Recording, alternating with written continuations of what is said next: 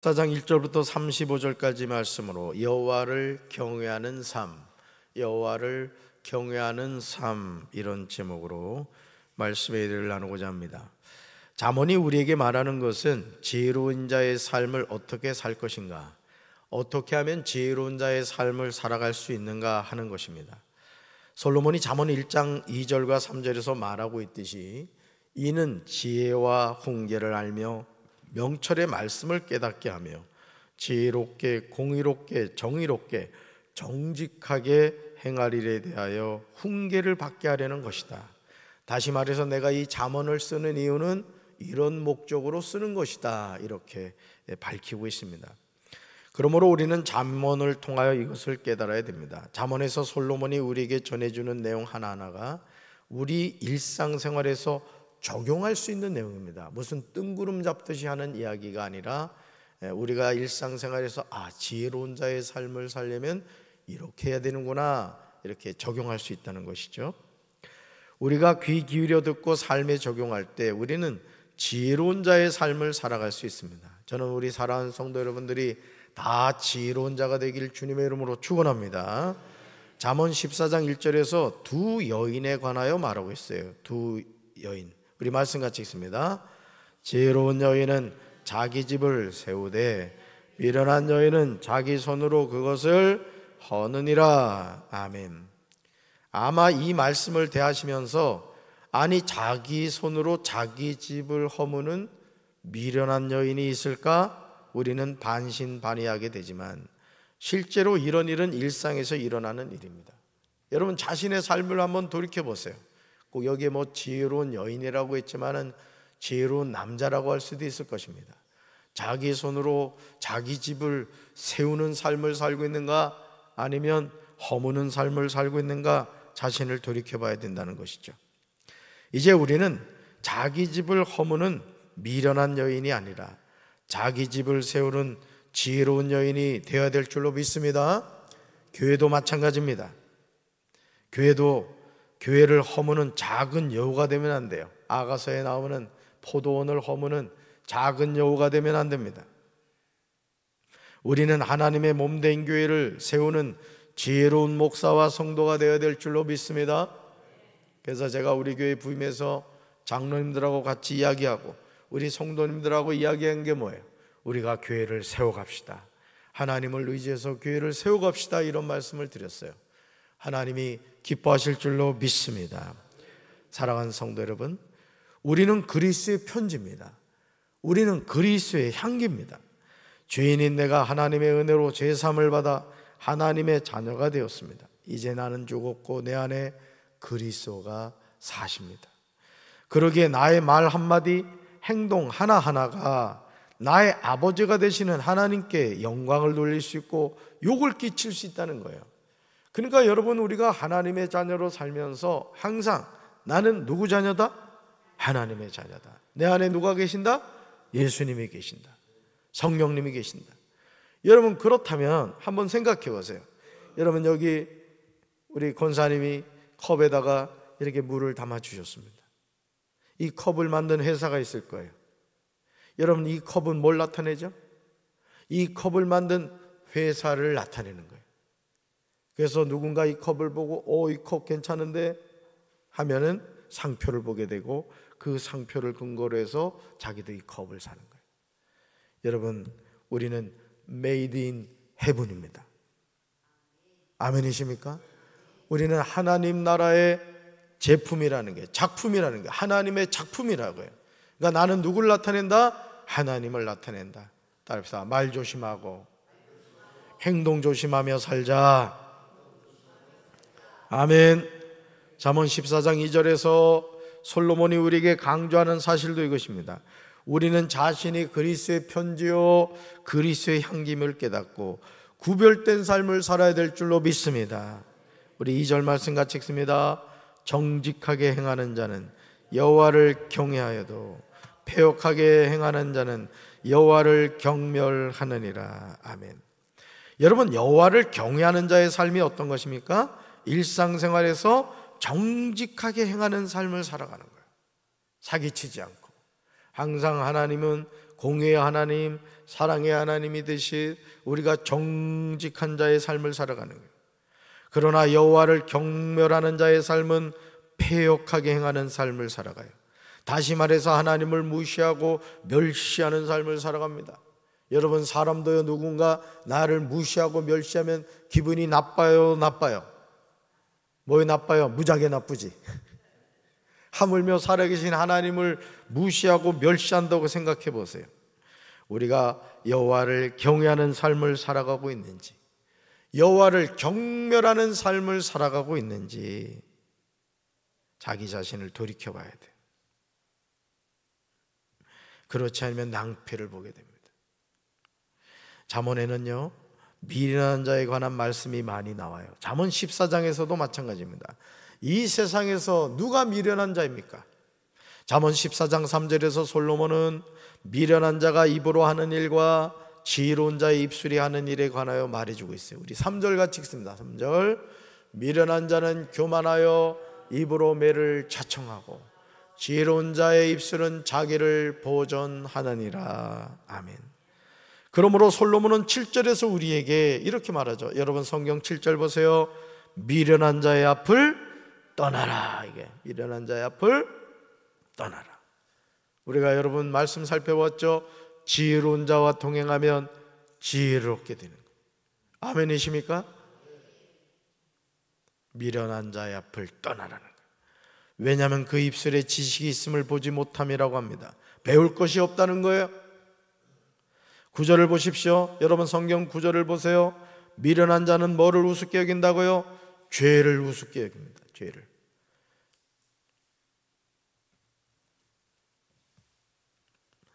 여러분, 미련한 자와 함께 살아가는 삶이 그렇다는 것이죠. 그러나 정직한 사람은 어떻게 한다고요? 죄를 두렵게 여기는 거예요. 그러므로 여러분 11절로 가보세요. 11절. 악한 자의 집은 어떻게 돼요? 망하게 되고, 정직한 자의 장막은 어떻게 된다? 흥하게 되는 거예요. 여러분의 삶과 가정이, 우리 교회가, 우리나라가 흥하게 되길 주님의 이름으로 축원합니다. 그래서 코를 풀 때도 흥 하고 푸셔야 돼요. 아셨죠? 홍 하고 풀지 말고. 우리가 걸어가는 길을 항상 잘 살펴야 돼요, 여러분. 엊그제도 신방을 했는데 어떤 권사님이 그런 말씀을 하시더라고요. 나이를 먹으니까요, 목사님, 요만한 돌에도 걸려 넘어진다. 이렇게 거의 어르신들은 보면은 다리를 이렇게 밀고 다니거든요, 거의. 그러니까 작은 돌멩이에도 넘어지시는 거예요. 여러분, 이 죄 문제도 마찬가지입니다. 여러분, 정직한 자의 장막이 흥하게 됨을 믿으시기 바랍니다. 나 자신의 경험과 지식을 의지하지 말고 오직 살아계신 하나님을 의지해야 되는 거예요. 그러니까 늘 우리는 영적으로 돌다리도 두드려 보며 살아가야 되는 거예요. 아멘이십니까?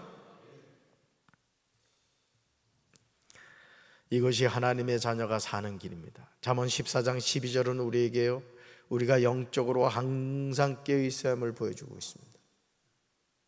정말 평범하게 보이는 말씀이지만 두렵고 떨리는 말씀이 아닐 수 없어요. 우리 세 번역으로 12절 읽습니다. 사람의 눈에는 바른 길같이 보이나 마침내는 죽음에 이르는 길이 있다. 아멘. 사람의 눈에는 바른 길같이 보인다는 거예요. 근데 마침내는 무슨 길이라고요? 죽음에 이르는 길인 거예요. 사망에 이르는 길이라는 거예요. 사람의 눈에는 바른 길같이 보이는 길이 있습니다. 이렇게 하면 금방 부자가 될 것 같고 문제가 해결될 것 같이 보입니다. 하지만 마침내는 죽음에 이르는 길이 있다는 것이죠. 그러므로 당장 손해를 보아도 여호와를 경외하며 정직하게 행하며 살아가야 될 줄로 믿습니다. 우리가 하나님을 의지하고 살아가는 것이 가장 현명한 선택이고 축복인 거예요. 우리 눈에 보기에는 똑같은 재물인데도 지혜로운 사람의 재물은 멸류관과 같아도 미련한 자의 소유는 어리석음 뿐이라는 거예요. 그러니 재물보다 지혜가 더 중요한 겁니다. 재물보다 지혜가 더 중요하다. 잠언 14장 26절은요, 우리가 여호와를 경외하는 삶이 왜 중요한가를 알려줘요. 우리가 왜 여호와를 경외하며 살아가야 되느냐? 우리는 이 말씀을 암송하고 믿음으로 선포하면서 살아야 됩니다. 우리 26절을 쉬운 성경으로 읽습니다. 여호와를 경외하는 사람은 견고한 요새를 가진 자이며 그 후손도 그로 인해 피난처를 얻는다. 아멘. 여러분 성경 한번 읽어볼까요? 여러분 개정 성경으로 읽습니다. 시작. 여호와를 경외하는 자에게는 견고한 의뢰가 있나니 그 자녀들에게는 피난처가 있으리라. 아멘. 그러니까 여러분, 여호와를 경외하는 자의 삶은 자신에게서 끝나지 않는다는 거예요. 자녀에게 뭐가 된다고요? 피난처가 된다. 사랑하는 성도 여러분, 우리가 여호와를 경외하는 삶을 살아가는 것은요, 나 자신에게만 국한되는 것이 아니라는 사실을 알아야 돼요. 솔로몬이 말하듯이 여호와를 경외하는 사람은 견고한 요새를 가진 자입니다. 어떤 원수의 공격에도 피할 장소가 됩니다. 그런데 이 견고한 요새가 나만 피하는 장소가 아니라는 것이죠. 나의 후손도 그 요새로 인해 피난처를 얻게 됩니다. 우리가 부모로서 자녀들에게 여호와를 경외하는 삶을 가르쳐야 하는 이유가 여기 있는 거예요. 아멘이십니까? 그래서 여기 뭐 논산이나 요 부여나 나는 이 대전이나 이런 데 사는 자녀들도 우리 교회 나왔으면 좋겠어요. 여러분, 이 신앙의 문제라는 것은 말이죠, 정말 자녀들에게 이어줘야 되는 겁니다. 제가 이래 대신방을 해보면요, 신앙의 계보가 끊어진 가정들이 너무 많아요. 이거 정말 심각한 겁니다, 여러분. 여러분이 지금 그래도 살아계시니까 자녀를 위해 기도하고 정말 그 자녀들에게 권면할 수 있지. 여러분 눈에 흙이 들어간 다음에 땅속에서 아무리 해봐요, 무슨 소용이 있겠어요? 그러니까 여러분들이 남은 생에 정말 여러분의 첫 번째 기도가 되어야 될 게 뭐냐? 내 자녀가 예수 이름으로 구원받게 하옵소서. 그러니까 여러분, 부모인 우리가 어떤 삶을 살아야 되느냐? 여호와를 경외하는 삶을 살아야 되는 거예요. 아멘이십니까? 그러니까 자녀에게 물려줄 최고의 유산이 뭐다? 여호와를 경외하는 삶이에요. 그러니까 여러분들이 참 피곤하고 힘드시지만 이렇게 새벽기도 나오는 거, 난 여러분을 너무너무 사랑하고 축복해 진짜. 오늘도 사실은 내가 설교 아니었으면 나 자빠져 잤을 거예요. 지금 감기 기운이 있어가지고 막 몸이 안 좋고 이래가지고 말이죠. 그런데 여러분 설교도 안 하면서 이렇게 나오는 게 얼마나 훌륭하냐고. 윤종 집사는 반주 때문에 그냥, 그치? 우리끼리 얘기지만. 그러니까 여러분, 여러분의 마음속에 이젠 첫 번째 기도가 주여 우리 가문이 믿음이 이어지게 하옵소서, 기도하셔야 돼요. 자녀들하고 통화하면은 꼭 그 신앙 점검하시고 하나님을 잘 믿어야 된다고 가르치셔야 돼요.